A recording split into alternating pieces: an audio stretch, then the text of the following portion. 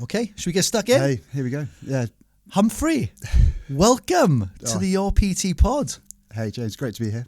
Fantastic. It's amazing to host you, and this has been quite the fastball today, isn't it? To turn around in a matter of 4 days. That's it.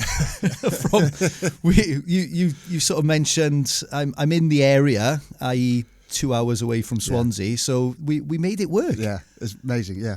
Hey, and hopefully I'll have something good to say. Absolutely, absolutely. We're gonna delve into your background today, Humphrey. So the Your PT pod, it's primarily aimed towards fitness professionals, whether they're starting their career or they've been around for quite some time. We absolutely pride ourselves with the guests that we bring to our audience. We're going to talk about yourself, your development of Remaker, and we're going to talk about how this fits in the personal training world today as well. So there's going to be lots of synergy between the device that you've developed and application on the gym floor environment. So I'm really looking forward to getting stuck in. Looking forward to it. Should we start off, Humphrey, with just a little bit about yourself and your background? I think that'll be a great place to start today. Of course, yeah. Well, hey, no, James, thanks so much for having me. And we kind of, as will come clear in my story, I've kind of only come into the fitness industry really in the last 6 years, and it's just awesome seeing, good flag bearers for the industry, and you guys are kind of just how you look out for people is really, really big. So yeah, pleasure to be here. So rewinding past those 6 years, what was I doing before? I was in the military before that. So did 7 years in the infantry. So we can talk a bit about how strength and conditioning and the training was like in that environment. But basically, that was the kind of context leading up to COVID for seeing how, as someone who is kind of a bit into sport, a bit into sort of picking training here and there before the military, seeing actually how it really makes a difference to people's lives, and when it's done well, when it's done badly, and actually how much of a good thing it is. Like coming out here this morning, it's amazing seeing the team ethos and the kind of happiness of the team. And every day in the military, it started at 7 a.m. with 100 of you. When I first turned up, it's Germany in the freezing cold in t-shirts, and then you didn't know what was coming up in the next lab. You knew you were in it together. It was just a great bedrock to build a team and to grow as individuals and as a team. So we can unpick kind of the training, what it was like, and so on in a bit. But that was 7 years.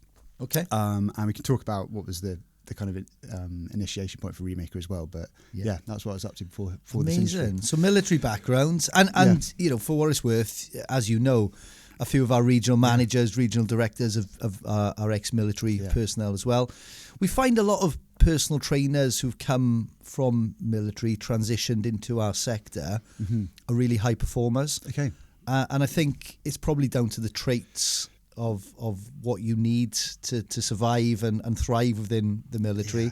There's a lot of crossover, isn't it? Oh, definitely. I think it's the bit. I mean, they obviously develop that discipline for. They've got to deliver training to tens or hundreds of people each day, and so I guess once you've got that locked in, that's a real asset to build a trainer career on. But then I think again, it'd be interesting what the guys who really succeed and those who don't. But I think there's that conversion into the civilian context of not everyone's come through basic training in front of you, and some who have that high EQ probably just absolutely fly. The combination of relationship with the discipline. But I can see why guys. And I've got some mates who have gone on from military into training, and it's just it was the best part of the day in the military, and so to then build a life around it, it's spot on. Love it. And I guess, Humphrey, having served in the military, you're sort of coming out of that career kind of journey. You've got a blue ocean opportunity. You've got a blank slate, And I know the military are fantastic at deploying you into different areas and understanding what your career aspirations look like. Why did you choose health and fitness? You're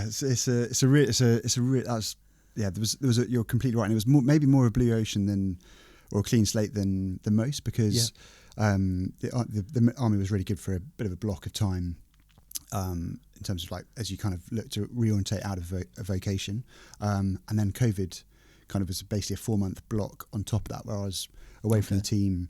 We couldn't do the kind of job really because movement was locked down, and so I had a long time to think. And for me, I again had that luxury of time, so I did basically a bit of a Venn diagram of kind of what the next phase I wanted to be, and I'm sure it'd be similar to your Venn diagram, James, but it was basically exercise.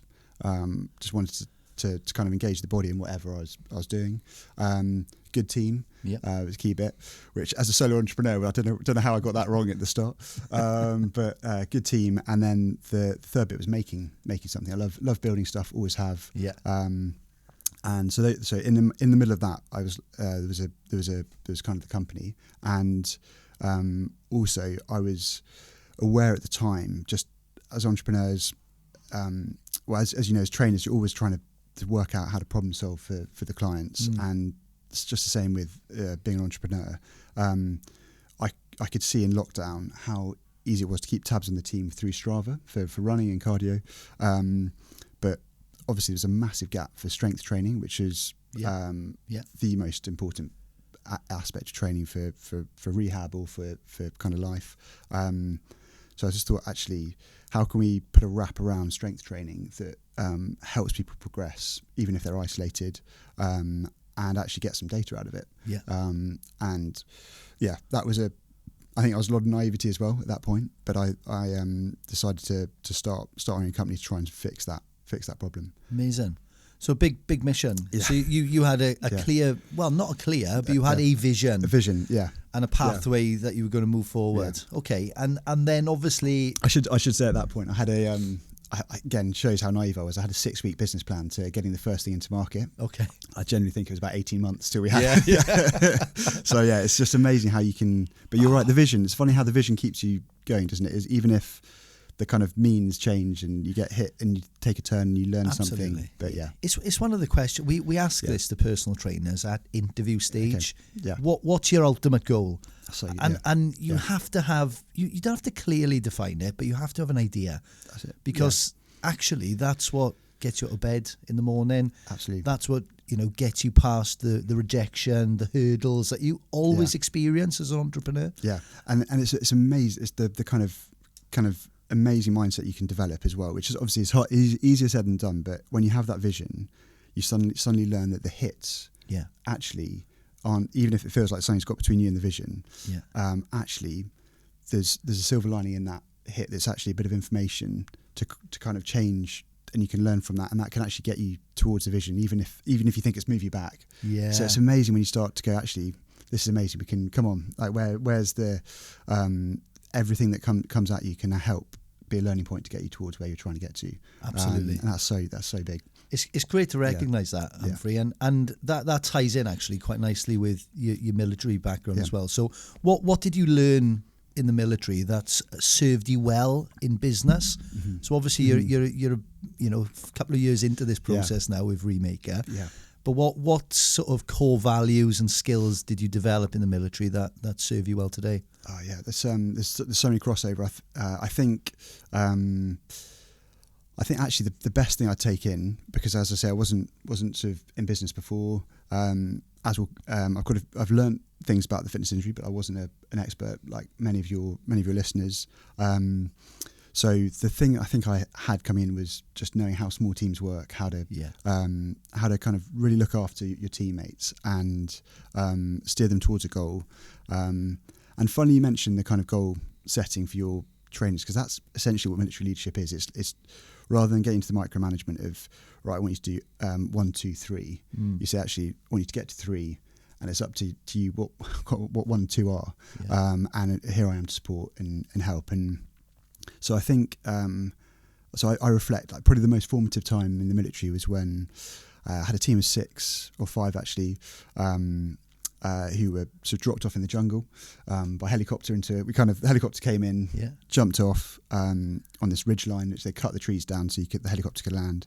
We jumped out, and then basically we were under canopy for 6 weeks, and operating as a small team, just getting put through different tests. That phase of training was so good, because basically there was a lot of people who looked very strong or who looked very competent beforehand, but it was where kind of the raw kind of human element would come out. So how are you when you're really, really tired, hungry, stressed, and how is your, call them oppos, how's your oppo in that situation as well? Can you when you look to them, are they going to be selfish and kind of pull up the drawbridge, or are they going to kind of give you a bit of encouragement, get you through to the next day? And particularly one of those guys is still a really close mate, but it was brutal, and that kind of but learning how actually what you look for in others when times are tough is what you know you need to be able to give to others, and that crucible was a great way to learn it. And there's some brutal things which wouldn't recommend for other companies there as well. Like you had to do something called Slater Mate, where you list who's the best to worst, right? And you know, Slate a mate. There were some awful things in there as well, but so no, it's good, really good ways to, like, I think, interpersonal skills. And brilliant. James, I've seen it in you. I know your team as well. Like when I kind of first came across your PT at that conference and how you interacted, and I think that's big for trainers to look and be able to see, okay, actually, these guys, we can trust them. They're looking out for us. They've got our back. And then obviously you're in the same space and you're building commercial businesses, but that's kind of the detail. Once you've got that, if you don't have that trust, it's so tough, isn't it? I really appreciate the acknowledgement there, Humphrey, because I believe team culture is critical to any business success. So it seems that we've got some common values on that side. I'd actually like to explore it maybe a little bit more during the latter stage of the session. Cool. But let's move on to the star of the show, Remaker. So just give us a broad analysis of what it is. And also why PT should care about Remaker. So there's so Remaker is essentially, we see it as like the ultimate kind of strength training assistant. So vision is it's going to be there in the pocket or the kit bag for the trainer, and essentially it's what it's doing. Just simply put, your trainers will be amazing at looking at the form, obviously tracking the load of that exercise in front of them that their client's doing. But what Remaker does is it kind of basically pops the bonnet on what actually is going on the bar or on the exercise, and gives the data. So just like a cardio watch, when you run today, you can compare that to, you can see your splits, see your distance. You can compare it to last week when you did it.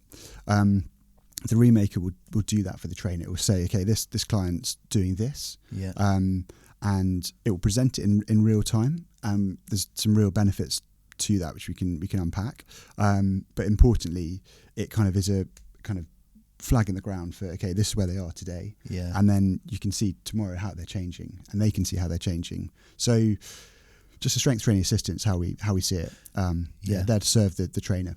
And you mentioned this earlier, and I think you bang on in your analysis. There's a lot of wearables, there's a lot of tech currently that looks after, your movement, your steps, your cardiovascular, endurance side of the physiology. But strength is very untapped. Which is crazy, isn't it? Because that's like the pillar for. I think this top trainer was saying 4 things in life. Is it you'll probably be able to correct me. Social connection is one for just general wellness. So, social connection, sleep, nutrition, and then I think it is that strength and power element, even above all those other things. And yet we have notebooks, we have kind of mark your own apps, but it's very rare to get the data from that can be a supportive loop. 100%. But what I love about Remaker is that you're looking at loads, you're looking at tempo. That's right. Time under tension, things of that nature as well, which are so important. And I think we've been through a weird cycle in the fitness industry, Humphrey, of when I started as a personal trainer lots and lots of years ago, we used baseline testing. We always done baseline testing, and it was basic stuff back in the day. It was a broad jump or a sit and reach test. That's good. We'd get skin calipers out, or we would do a fitness assessment of some description. And for whatever reason, the PTs got a little bit lazy and a little bit lackluster. And as time has kind of unravelled, I see less and less baseline testing going on, and that confuses me, because for me, if you're not assessing, you're guessing as a fitness professional. but also the ability to build rapport and give a baseline of education in that early stage, I think is critical to the relationship between PT and client. And this is, and I know we've mentioned this when we had this interview, we already had a chat a couple of days ago before teeing this up. Maybe talking about the education element. And do you think that's just a confidence thing almost for the PT? Actually, I wouldn't know what to baseline for these potential clients. That almost that kind of, I don't want to be exposed here on that benchmark day. Yeah, I think years gone by, we probably had maybe up to 10 baseline sort of tests that you could roll out. Now there's probably hundreds. So there's probably a bit of confusion, bit of a lack of understanding of application and how to measure these. But I think that's where your product comes into its own, because it gives personal trainers a fantastic opportunity to build a relationship and give tangible feedback and strength. And thanks for saying it, because we really believe that you can, and we can come on to some of the benefits just in a session as well, kind of the kind of auto regulation side. But one of the, again, we've got our kind of hands in a few areas, and one of the areas that we used is one of the first areas was actually, our first product was essentially a dynamometer to test strength in a physio setting. And I remember I couldn't believe it, but essentially a kind of physio, their previous way of doing it was basically a push. You probably done it with the physio, you kind of push against me. And day-to-day variation, because of all the human factors, because of how the physio is feeling that day, could be 30% inaccurate. So you're not really tracking kind of progress in a clear way. So suddenly having a clear number that someone can move, and they know it's a true number, they're then bought into it. And then the practitioner or the trainer is like, oh, this is great. I can see you moving the number. It's validating all we're doing together. But doing a baseline is so valuable for that. And otherwise it's kind of guesswork at best. Absolutely. So looking at the practicality of Remaker, how does it work? What devices are in play, and what feedback is it giving? PT? I've got one like the Blue Peter moment. It is one you made earlier. So here it is. I've not got any badges, unfortunately.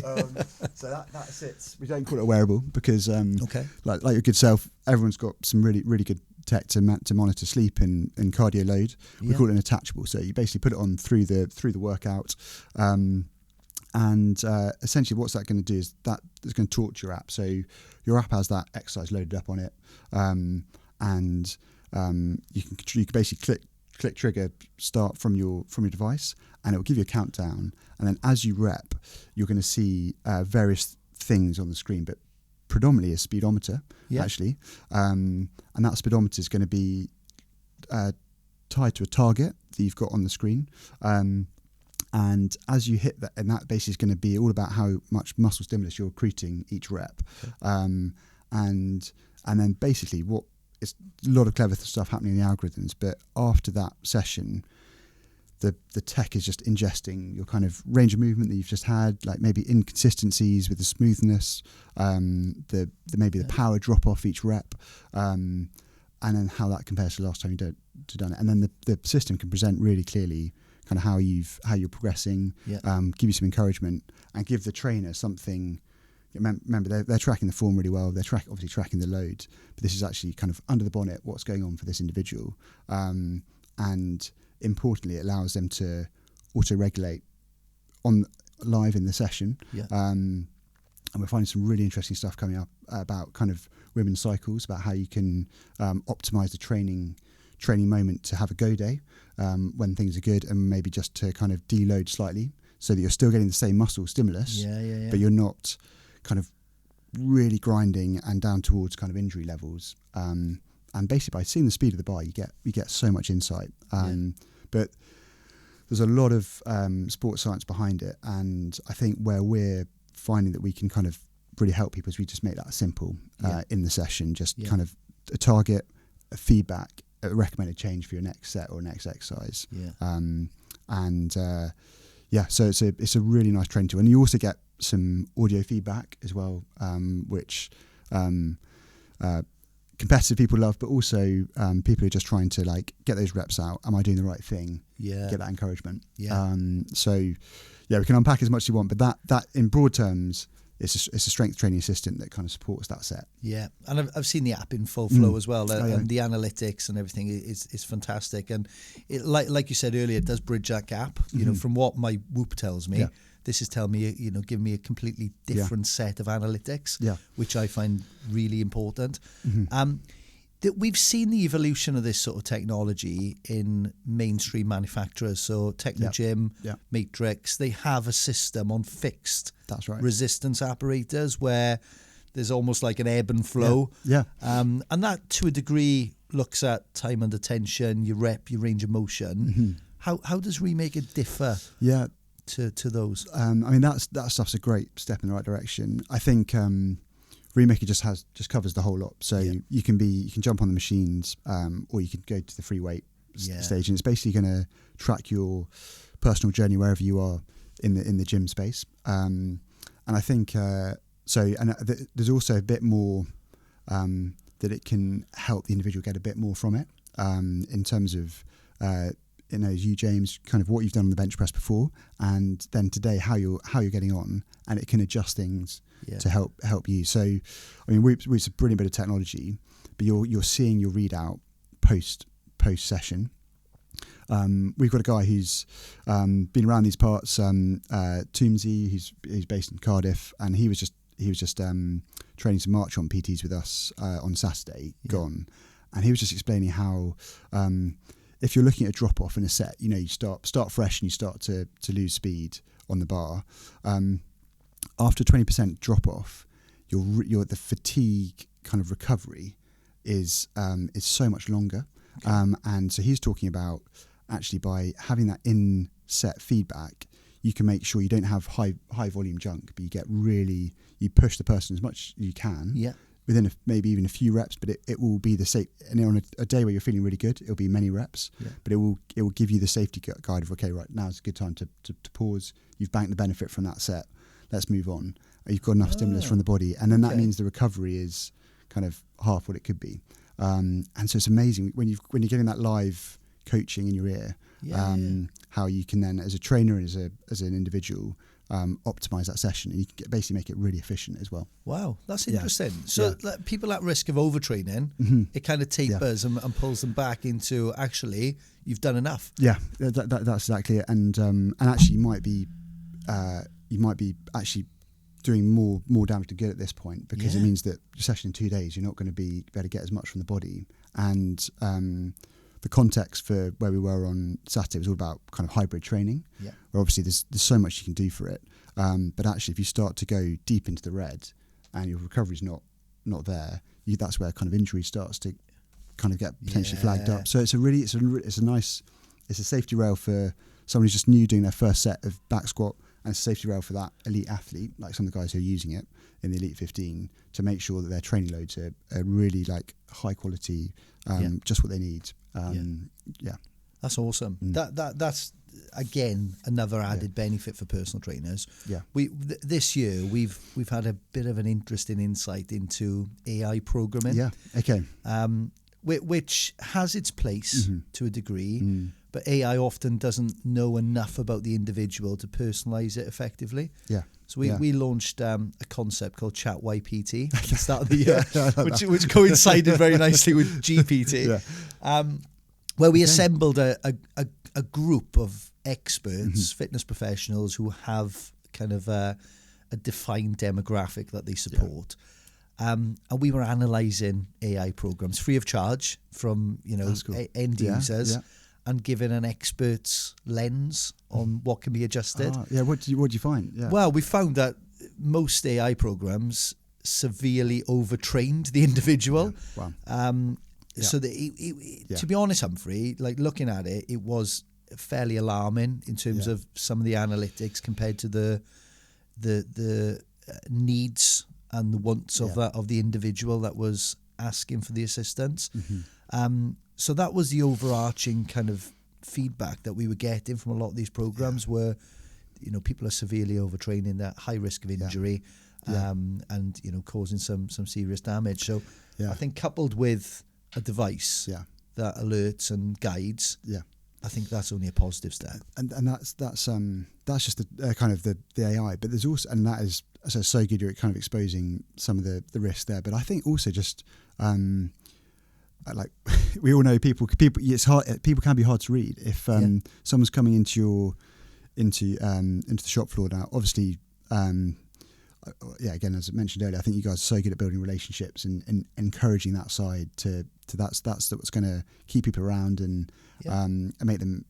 So you're going to probably have more of an insight than the average trainer on how they're doing, but still, people could be a bit bluffing about how hard they are, how ready they are to train, and it's really good to kind of from the first set get a feel actually first few sets.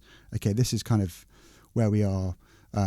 It's not subjective as rate of perceived exertion or even reps in reserve. It's actually, okay, we know today, like whatever the accumulation of crazy amount of work and movement, we need to deload you by 15% across today's session and bring it in. And now obviously good trainers will see that, but this just gives you another bit of reassurance. But equally what's really good is when it's actually something's come together, even if they've had a bad night's sleep. Actually, this could be a go day. Let's get after it. Let's get the most out of today's session together. And it's just kind of that, I guess, that health dashboard about what to do with that session in a way that, GPT definitely can't. And sometimes it can be hard to read people. So we're just another tool to help support that.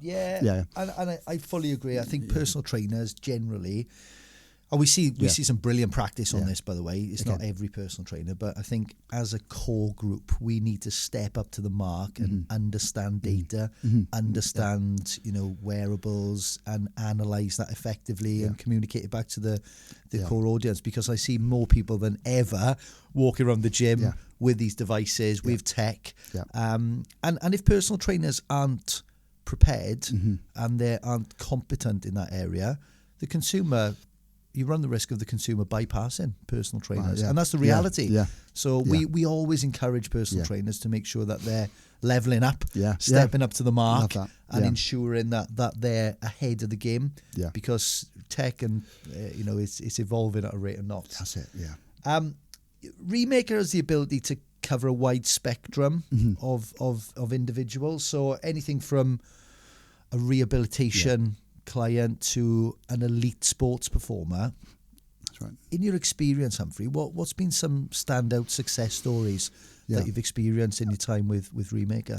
There's it's so good when you kind of talking to people who are loving it. So we actually, our kind of journey started in the elite sport. Again, being fully open kind of early on. I didn't know about this industry, and I was trying to look for a way to quantify that strength training, and I kind of zoomed in on resistance bands being good for kind of the context I'd been in the military, where you're kind of always moving and disrupted. So first device was essentially a smart carabiner, which would test the force of a resistance band. That we've hardly ever got anyone using it for resistance band training. It's basically our early on we ended up seeing we developed probably the clearest way to get isometric force data. So that's when you have a strap and or a chain or something, and you're putting maximal force through the muscles, but not moving. And that's now used around kind of elite sport from anything. But that clear force readout ended up being really powerful for injured athletes, and so director of British Athletics actually messaged us last week saying they've got a high-profile individual trying to rehab for the next Olympics, and it was so successful. One of the long jumpers last year, that they wanted to kind of equip this new person with it, because for this individual that was on their rehab journey, they were seeing, okay, left leg, right leg. The left leg was injured. It's down 50% on day one, down 40% on sort of day 12. And so they were so bought into their rehab, rather than just kind of going, right, I've done three sets of 10 reps today. They're like, okay, right, I'm moving closer to where I need to be to get back on the track, and I can see my rehab paying off. And I think when you realise you're kind of getting people back on the pitch, or that's massive, and that can help. That can be for Olympics, but it's also, we've had someone who had a motocross accident. They're about to do the Three Peaks kind of challenge in July with their gym, Alex he wouldn't probably call himself an elite athlete, but it's just awesome to be there on his shoulder, helping him help him move those numbers. So that's probably, though, for me personally, that's where it really moves me that the tech's there in those kind of lonely moments for people, helping them get back to doing what they want to do. But they're more kind of just generally around the business. It's been great kind of supporting squads and sort of some top gyms. So just on the phone with Third Space this morning, and they're just about to do you talk about benchmarking is really interesting. That's where you've kind of seen it, James. That's what one of the things they really want to do. So every new client that comes in, they're going to basically run a kind of strength and power assessment using Remaker, just to your point, just to give that person a bit of an assessment and then go, right, where do we need to kind of like really focus your training over the next few weeks and months? It's great to be able to kind of lift the bar for organisations and just give the trainers something that means they can deliver that, and they can see without guessing what's going on. Absolutely. Yeah. You cater for the mass audience because like now strength is applicable to everyone. Yeah. And then years gone by, we used to have a bit of resistance from particularly the female audience in gyms going, I don't want to lift weights because I don't want to get bulky.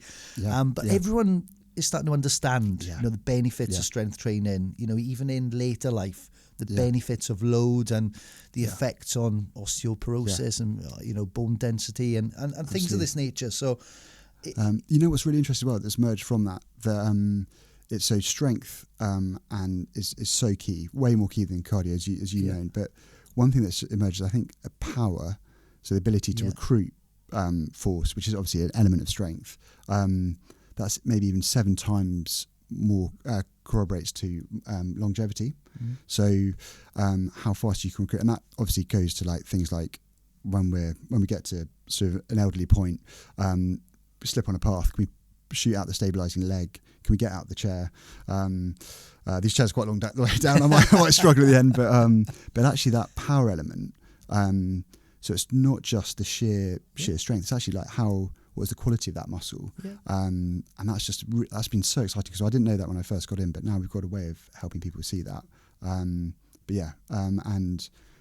Actually our most engaged demographic is women between 40 and 60. They just know, right, let's get after it, so that's what I love. It makes it applicable to everyone.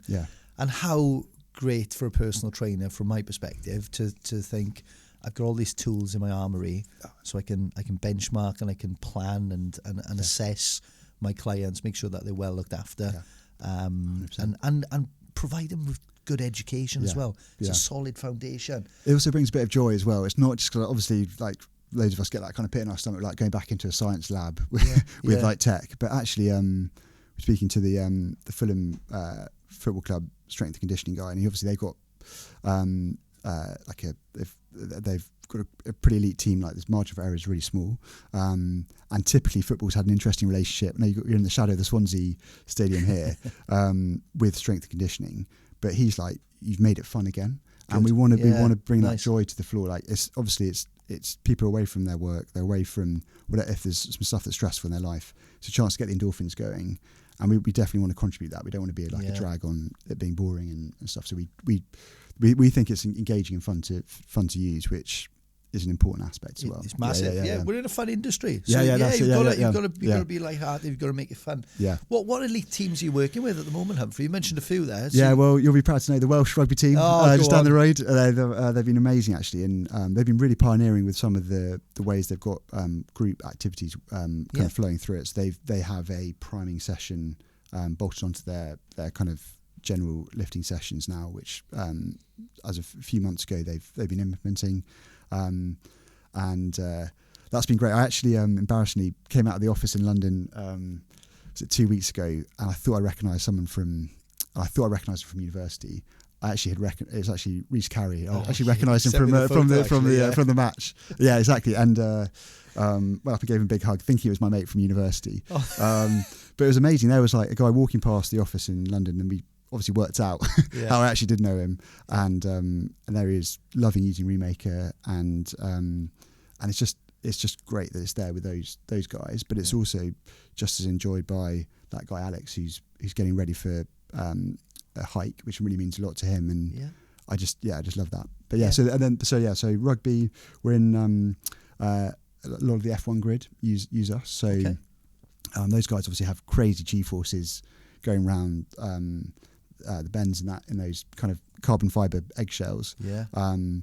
And so one thing that's emerging really interestingly is again, this is a very niche application of that smart carabiner I said, but your ability to kind of manage load on the neck is really linked to then how your eyes can see what the proprioception of what they're seeing and picking up early. So if the neck's getting fatigued, you're obviously slower to spot the corner, spot the overtake opportunity, particularly with the helmet and the sustained force on you. So it's awesome seeing these kind of athletes develop using Remaker in a really niche way. But actually, there's a good story from that. Actually, like every business has its highs and lows on a pretty weekly basis. But a big high for us was for the F1 film, the Brad Pitt one 2 years ago. The physio was using Remaker a bit for because he had kind of learnt best practice from some F1 S&C guys. So he was trying to prepare the drivers, so the actors Brad Pitt, Damson Idris for I think they were going to drive some F2 cars for real, to get it so it's really authentic film. Yeah, of course. Anyway, the director was seeing him preparing these guys physically using Remaker, and there's this bit in the plot line where Brad Pitt's kind of old school doing his neck training by like leaning on a bed, like on a plank. And Damson's in the gym for basically the Rocky gym montage using a Remaker. And so we had, as a team, went to one of the early releases, and just it's just so cool seeing it up there. Just a bit of a dream come true. Absolutely. It's like it is like a Rocky montage, isn't it? The old versus the new technology. Annoyingly with the baddies in this situation, but but Brad did use it. That's incredible. And you're in a game there where marginal gains mean the difference between winning and losing. So the 1% marginal gain is huge. And if you translate that to your everyday gym member, so you've got Mrs. Jones on the gym floor, what can Mrs. Jones learn about Remaker? You've touched on a few bits there, Humphrey, but there's a whole kind of ecosystem here, isn't it, of what someone can pull from. I think we have to say the business journey has been from the kind of apex of performance and those kind of elite situations, which we still love serving, but how do we make what those guys intuitively understand just really applicable to that situation you just described? And for us, it's been really cool seeing actually we are all uncertain. I turned up for the first, as I said, mentioned, kind of staying with my in-laws last night, went for a gym session with a kind of new group. Like, it's quite intimidating, like in the industry a bit, but it's quite intimidating. It's a completely new set of people turning up, like imposter syndrome, everything. And it's really what Remaker does is it gives a wrap. If it gives you that simple, achievable goal, and you can just measure how you're getting on to it, and it gives you feedback rep by rep how you are getting towards that. So it breaks down a kind of intimidating kind of challenge, like how am I going to get in shape, or how am I going to turn myself around, to like, right, working with your trainer, let's just break this down into the sets, into the reps, and then let's get after it and build towards it. And it makes it bite size, I think. So that end, it really helps for just making the problem kind of measurable and achievable. Yeah, fantastic. So clearly something for everyone, and we've covered the whole spectrum there, from elite sports to Mrs. Jones to your rehabilitation kind of client as well. Mm-hmm. It's been so insightful, actually, Humphrey, getting this analytical kind of insight from yourself.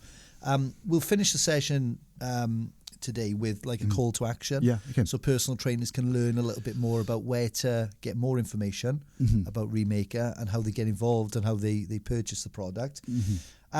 We always like to give the last question to the guest on the Your PT pod. And what I'd love to tap into is, from your perception, obviously being in this environment, what do you see the future of analytics kind of looking like in the world of health and fitness? How do you see this evolving over the next 3 to 5 years? Yeah, I think there's that's an awesome question. I think obviously all of us, like whatever we're doing, are really it's intimidating, like the power of AI that we're seeing kind of emerging, and kind of obviously we all grow up kind of laughing about how parents were getting scared about mobile phones and the internet and so on. But obviously we've got a huge change happening right around us with this, with AI emerging and kind of what's that doing to the job industry. I would actually really want to look every trainer in the eye and really reassure them that I think they're in such a good position for this next kind of wave. And the reason for that is I think technology, and obviously Remaker, we're trying to make, and we think we've got there the best kind of strength training assistant in the world. And that will only get more and more kind of essentially kind of automated, and it will just be intuitive, and kind of there'll be less and less kind of interaction to kind of prime it, and it'll give you value without you having to kind of prime it. And that's where technology will get to. So that dashboarding will become incredible, and it will give people really personalised, kind of the opposite of that chat YPT kind of analysis of those programs.